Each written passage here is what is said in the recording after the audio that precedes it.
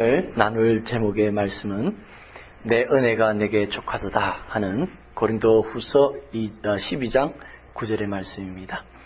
우리 한번 두 번 읽겠습니다. 고린도후서 12장 9절 내게 이르시기를 내 은혜가 내게 족하도다 이는 내 능력이 약한 데서 온전하여짐이라 하신지라 이러므로 도리어 크게 기뻐함으로 나의 여러 약한 것들에 대하여 자랑하리니 이는 그리스도의 능력으로 내게 머물게 하려 함이라.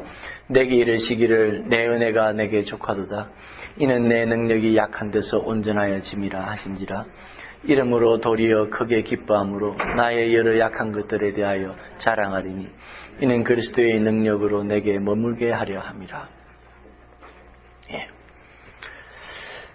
예수님께는 많은 병자들이 찾아왔습니다.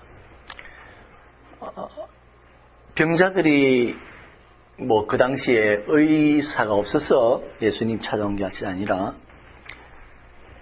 그들 나름대로 의사를 찾아다니고 치료를 했을 것입니다. 그런데 대부분의 예수님께 찾아온 사람들은 불치병, 정말 의술로는 고칠 수 없다 그렇게 이해되는 병이나 아니면 아무리 의사가 노력을 해도 안 되는 그런 병을 가진 사람들이 예수님께 찾아왔습니다. 예를 들어서 나면서부터 안전병이 된 거예요. 나면서부터 소경이에요. 이거는 누가 생각해도 고칠 수 없는 병입니다. 어른이 됐어요. 나면서부터 안전병이 되고 소경이 된 사람을 고칠 수 없죠. 그런데 그들이 예수님께 와서 치료를 받았습니다. 문둥병자, 지금도 그렇지만 그 치료가 불가능했습니다. 그런데 예수님께 와서 그 문둥병자가 나음을 입었습니다. 물론 의술로 치료하는 병들도 있죠. 예를 들면 혈루병 앓는 여인. 이 여인은 의사에게 엄청나게 찾아다니면서 치료를 받았습니다. 그런데 안타깝게도 이 혈루병 앓는 여인은 모든 돈을 다 허비하고 몸은 몸대로 상하고 정말 지칠 대로 지쳐서 거의 불치의 상황에서 예수님께 찾아와 예수님의 옷을 만짐으로 치료를 받았습니다. 이렇게 정말 인간의 힘으로 할 수 없다, 의술로는 할 수 없다는 상황에서 예수님께 찾아와서 치료를 받았기 때문에 사람들은 예수님이 정말 메시아, 그냥 훌륭한 의사, 그게 아니고요. 그냥 의사가 못 고치는 것을 고치는 분, 이 정도가 아니라 예수님은 불가능을 가능하게 하시는, 기적을 일으키시는 하나님의 아들, 메시아로 믿고 구름대처럼 예수님에게 올려왔던 것입니다.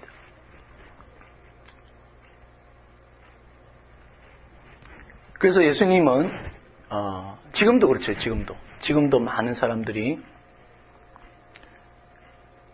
의술을 의지합니다. 의사에게 찾아가서 병을 치료합니다. 그런데 치료하다가 안 되면, 아니면 이제 병원에서 당신은 안 됩니다 라고 선언이 되면 그때에 예수님을 찾는 사람들이 많이 있습니다. 정말 인간의 힘으로는 어찌할 수 없어서 예수님을 붙들게 되죠. 그리고 수많은 사람들이 예수님을 통해서 치료를 받고 있죠.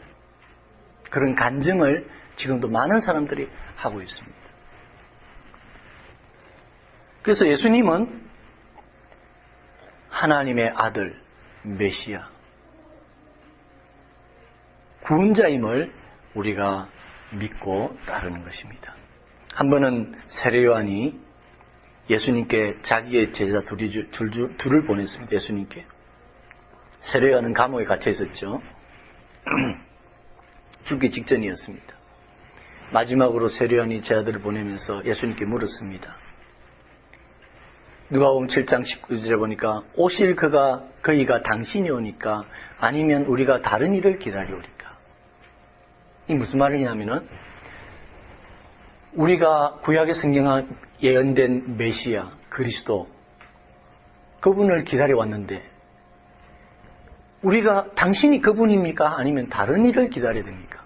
한마디로 말하면 당신이 메시아입니까? 아닙니까? 그런 물음이에요. 예수님께서 나는 메시아다 이렇게 직접적으로 말씀하시지 않고 마침 그때 예수님께서 많은 병자들을 고치고 계셨어요. 소경을 뜨게 눈을 뜨게 하고 문둥병을 낫게 하는 그런 많은 사람들을 낫게 하고 계셨어요. 그래서 예수님께서 이렇게 말했습니다. 그 세례 요한의 두 제자에게 너희가 지금 가서 보고 들은 것을 그대로 세례 요한에게 말해라. 소경이 보며 안증뱅이가 걸으며 문둥이가 깨끗함을 받으며 기머리가 들으며 죽은 자가 다시 살아나며 가난한 자에게 복음이 전파된다고 전해라. 사실은 이 말씀은요, 직접적으로 내가 메시아다 표현은 아니지만 이사야 42장 7절에 보면 메시아가 오시면 소경을 보게 하셨다. 그런 말씀이 있습니다. 이사야 61장 1절에 보면 가난한 자에게 복음이 전파된다. 메시아가 오시면 그런 구절이 있습니다. 그래서 예수님이 그 말씀을 간접적으로 말씀하시면서 내가 곧 메시아다. 내가 곧 그리스도다. 그렇게 간접적으로 예수님께서 말씀하셨습니다. 그래서 여러분 지금도 정말 여러분이 해결할 수 없는 문제, 여러분이 치료할 수 없는 상황에서 우리는 예수님께 나아가야 되는 것입니다. 그분은 의사가 아니십니다. 예수님은 하나님의 아들이십니다. 메시아이십니다. 그래서 인간의 힘으로 어쩔 수 없는 그런 문제들을 가지고 우리는 예수님께 나아가야 됩니다. 그리고 치료함을 받고 응답함을 받아야 하는 것입니다. 그때 제일 중요한 것은 예수님에 대한 믿음입니다. 예수님께서는 어떤 분이신가? 정말 하나님의 아들이시고 메시아이시고 인간의 힘으로 어쩔 수 없는 치료할 수 없는 것도 치료할 수 있다라는 그런 믿음으로 나갈 때 예수님께서 치료해 주시는 것이죠. 그런 복이 여러분에게 있기를 바랍니다. 아무도 붙들 수 없을 때 주님 붙드시기 바랍니다. 자, 그런데 오늘 저는 좀 다른 문제를 여러분하고 생각하고 싶습니다. 예수님은 메시아이시고 하나님의 아들이십니다. 그런데 만약에 그 예수님께서 그 질병을 치료해 주지 않으신다면 어떻게 하겠습니까, 여러분? 우리가 불치의 병을 가지고 예수님께 나아갔습니다. 아니면 인간의 풀 수 없는 문제를 가지고 고민을 가지고 고통 가지고 예수님께 나아갔습니다. 그런데 예수님께서 도와주지 아니하시고 해결해 주지 아니하시고 치료해 주지 않으신다면 여러분 어떻게 하시겠습니까?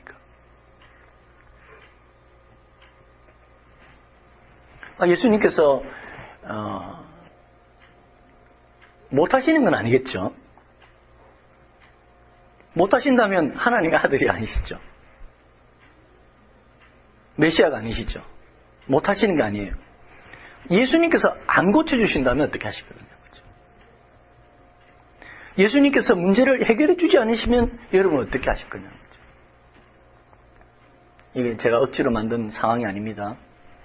여러분, 성경에 보면 치료받은 많은 사람들도 있지만 다 치료받았습니까? 자, 성경에 보니까 구름대 같은 환자들이, 불치병 환자들이, 귀신 들린 사람들이 예수님께 모여들었다고 했습니다. 예수님께서 그 사람들 다 고쳐주셨다고 했습니까? 성경에? 그런 기록이 없습니다. 성경에는 예수님께서 정말 기적적으로 소경의 눈을 뜨게 하셨지만은 소경들 중에는 눈 못 뜬 사람들도 있을 것입니다. 그 당시에 모든 문둥병자가 다 나았다고 기록하고 있지 않습니다. 우린 간접적으로 생각할 수 있습니다. 예수님께서 안 고치시면 어떻게 하시지? 못 고치시는 게 아니라 안 고치시면 어떻게 하지?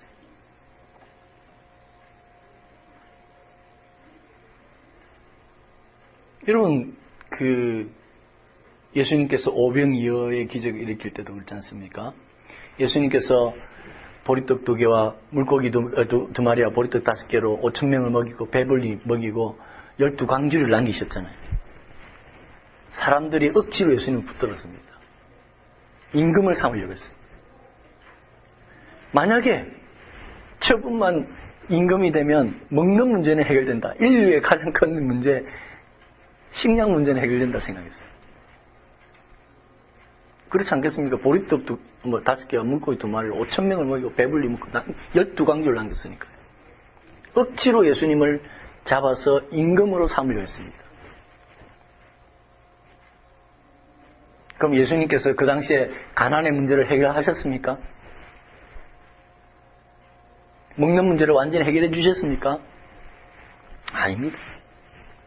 예수님 오히려 도망갔다고 그랬어요. 피했다고 그랬어요. 요한복음 6장 15절을 보세요. 억지로 잡아 임금 삼으려는 것을 아시고 예수님께서는 혼자 산으로 피했다고 그랬어요.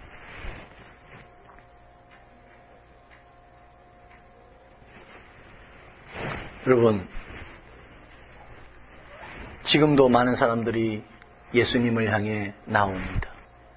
마지막 순간에 인간의 의술로, 인간의 힘으로 어찌할 수 없을 때 예수님 앞에 매어달립니다. 수많은 사람들이 매어달립니다. 어떤 분들은 치료를 받았습니다. 기적적으로. 응답을 받았습니다. 근데 응답받지 못하고 치료받지 못하고 기적을 경험하지 못하고 그냥 돌아가시는 분들도 많이 있습니다. 그렇죠? 제가 지금 억지로 만든 상황입니까? 아니잖아요. 충분히 그럴 수 있는 질문을 하시는 것입니다.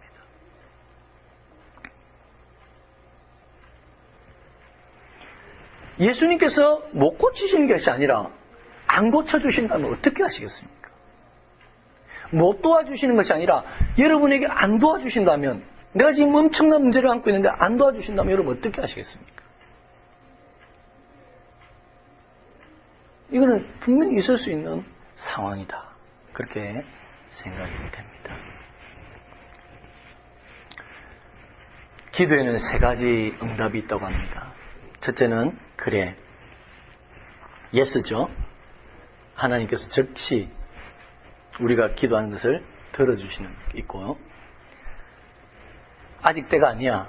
내 때가 있어. 기다려. 그때 들어주겠다. 기다려. wait라는 응답이 있습니다. 그리고 마지막은 안 돼. no. 그런 응답이 있습니다. 우리가 아이들이 우리한테 요구할 때도 그렇게 하죠. 그죠? 그래. 아니면 기다려. 아니면 안 돼. 이렇게 할 때가 있잖아요. 하나님도 마찬가지예요. 여러분에게 하나님께서 no라고 응답하시면 여러분 어떻게 하시겠습니까?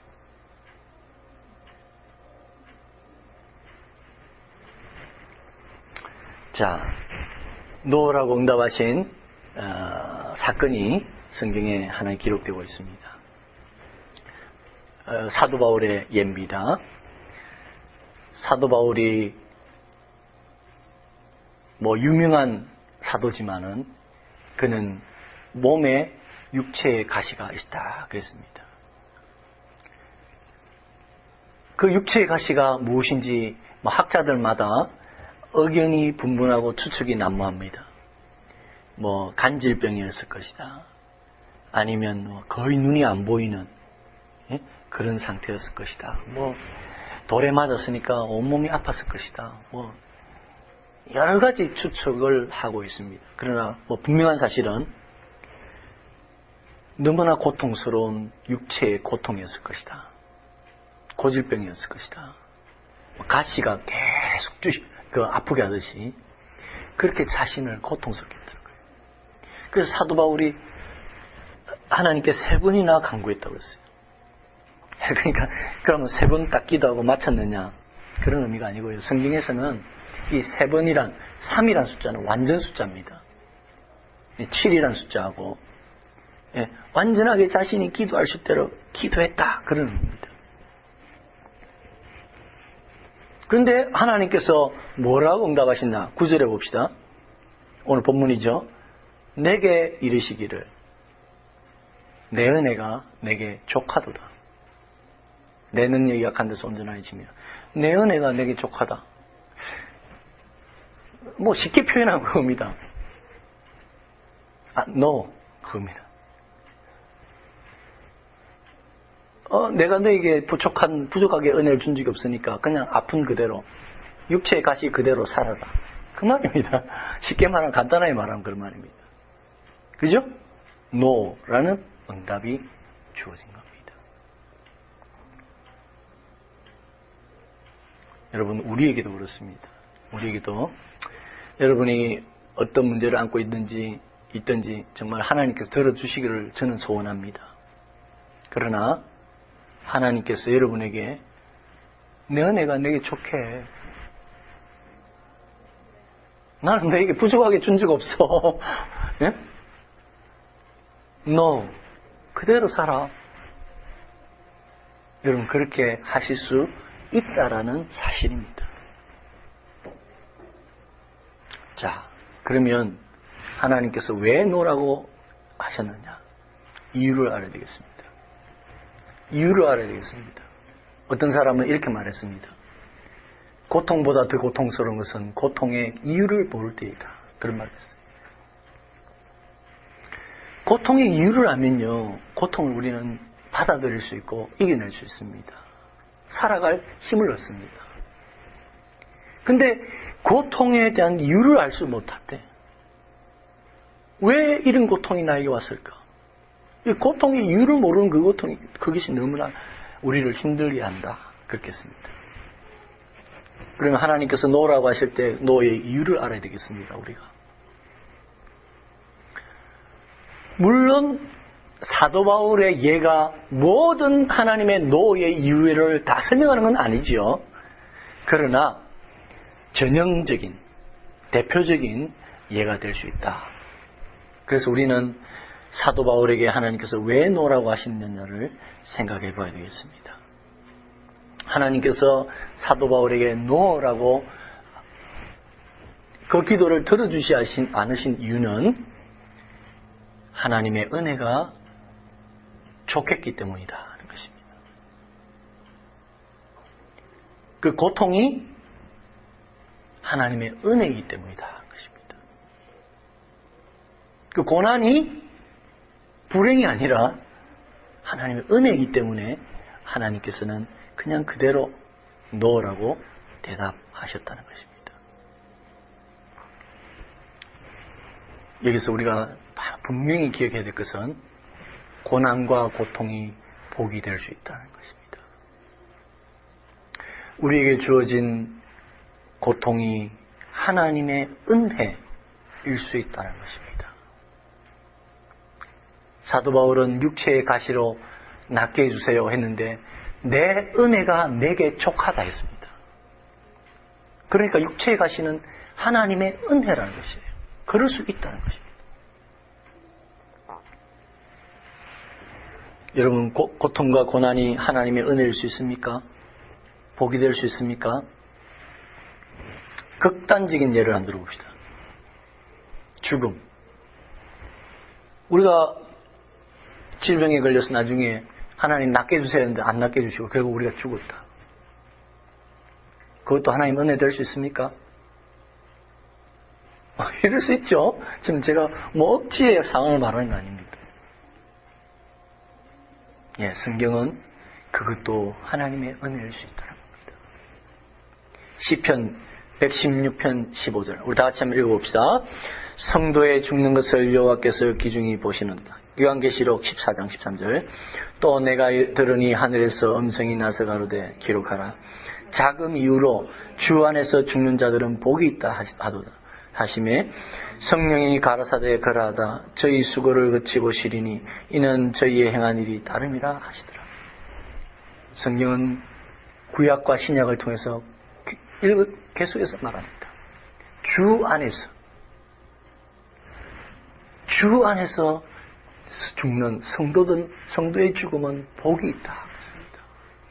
그 수고와 고통을 쉬고 안식할 것이다.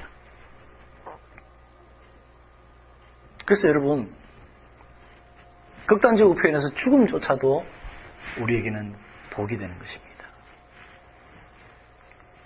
그러면 육체의 질병도 복이 될 수 있습니까? 자, 우리 오늘 사도 바울을 살펴보고 있지 않습니까? 사도 바울은 너무너무 고통스러워서 이 질병을 좀 없애주세요. 예? 그렇게 기도했지만 하나님께서 너, 내 은혜는 네게 족하다. 그 질병이 왜 족하냐? 내 능력이 너에게 네 약한 데에 온전히 된다. 예. 사도 바울이 그 고통 가운데서 더 겸손해지고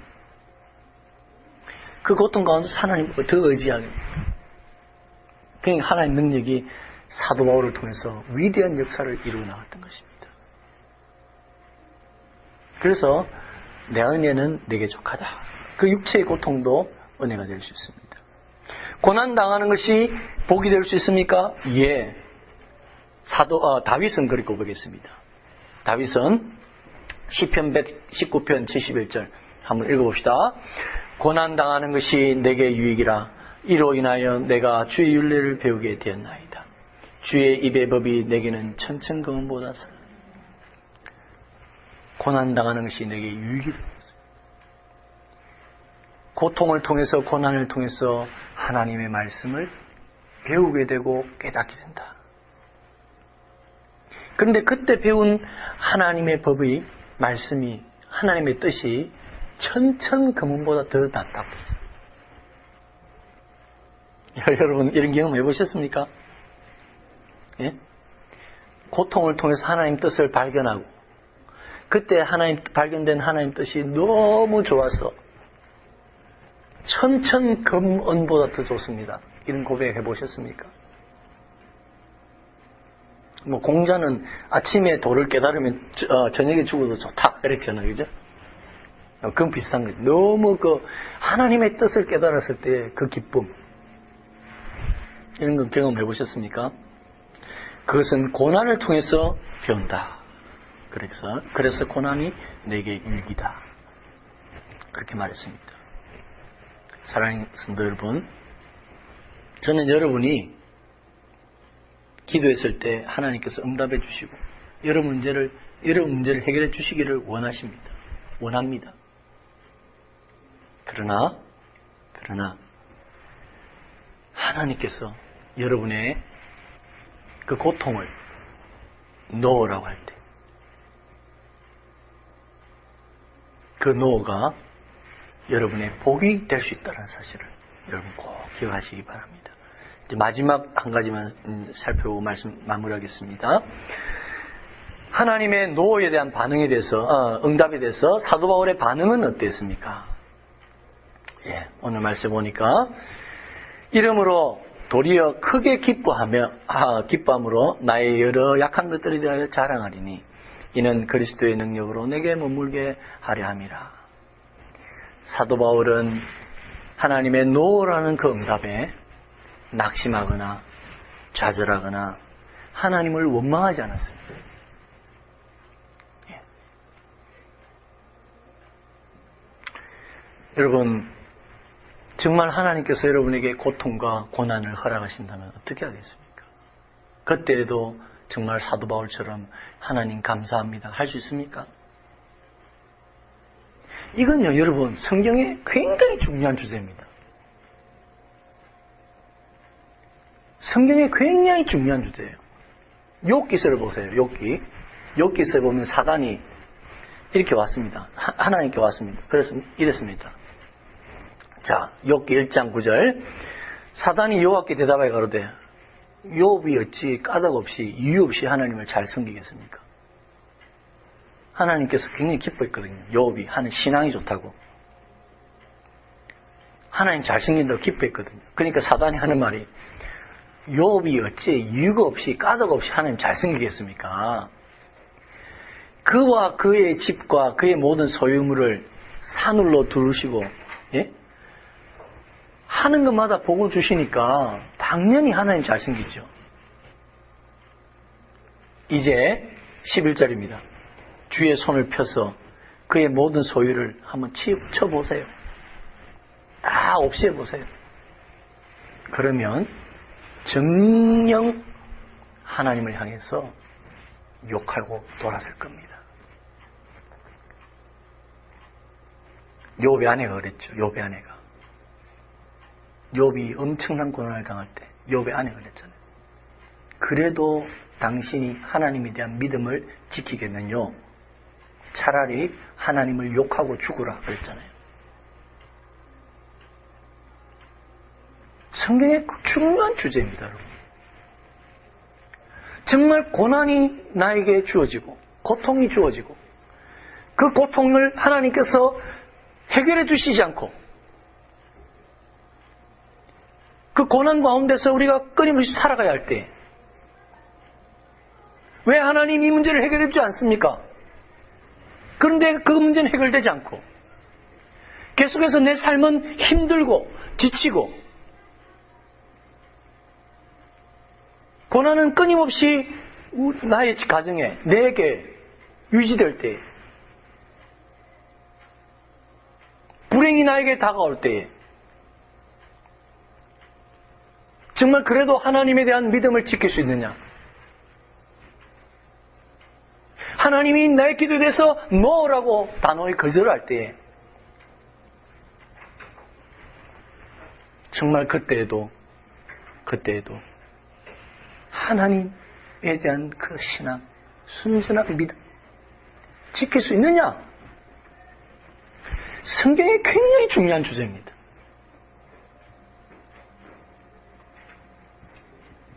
하나님 잘 섬기는 거 이유 없이 잘 섬기겠습니까? 복 주니까 섬기죠. 하나님 잘 섬기는 거 기도 응답해 주니까 섬기죠. 사단이 지금 이렇게 말하는 거예요. 그런 거 없어 보세요. 하나님 왜 섬깁니까? 이렇게 사단이 말하는 거예요. 심각한 주제입니다.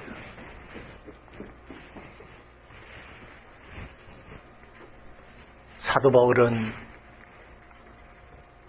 그 엄청난 고난 가운데서 자신의 고난을 기쁨으로 받아들였습니다.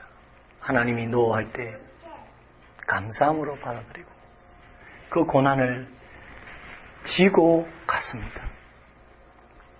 자신에게 있는 육체의 가시, 고통을 그대로 감사함으로 받고 나아갔습니다. 아니, 감사하는 정도가 아니라 어떻게 한다 했습니까? 12장 9절에 뭐라고 했습니까? 크게 기뻐한다고 했어요. 자신에게 있는 고난, 고통, 그것을 오히려 기뻐한다고 했어요.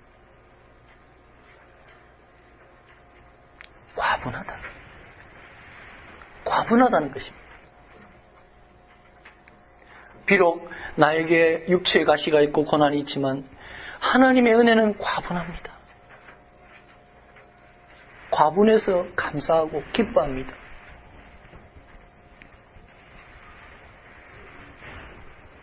여러분은 어떻습니까? 여러분은 지금 남모르는 고통 속에 지금 살아가고 있지 않습니까? 응답되지 않는 육체의 질병이 계속되는 육체의 질병으로 고난받고 있지 않습니까? 어떤 문제로 하나님께 매달렸는데 하나님께서 노라고 응답하시진 않았습니까? 여러분, 나는 목사로서 여러분이 다 응답받기를 원합니다. 하나님 응답해 주시기 원합니다.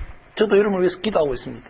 그러나 하나님이 노라고 하신다면, 하나님이 노라고 하신다면 그 고통을 우리는 고난을 감사함으로 받아들이고 살아가야 될 것입니다. 과분하다. 내가 지금 살아서 숨쉬고 있음이 너무나 나에게 지금 과분합니다. 나에게 지금 가족이 있음에 하나님 너무 과분합니다. 내가 지금 일하면서 살아갈 수 있음이 너무나 과분합니다.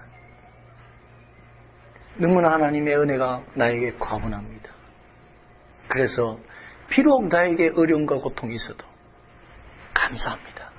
기뻐하는 그런 삶을 살아야 할 것입니다. 사랑하는 성도 여러분, 오늘 말씀을 나누었습니다. 하나님께서 만약에 여러분의 기도에 노라고 응답하신다면 어떻게 하시겠습니까? 이게 제 질문이었습니다. 설교에. 여러분 어떻게 하시겠습니까? 부디 사도 바울처럼 하나님이 노하실 때 그 고통을 하나님의 은혜로 받아 감사함으로, 기뻐함으로 믿음을 지켜나가고 승리하는 그런 여러분 되시기를 주님의 이름으로 축원합니다. 기도하겠습니다.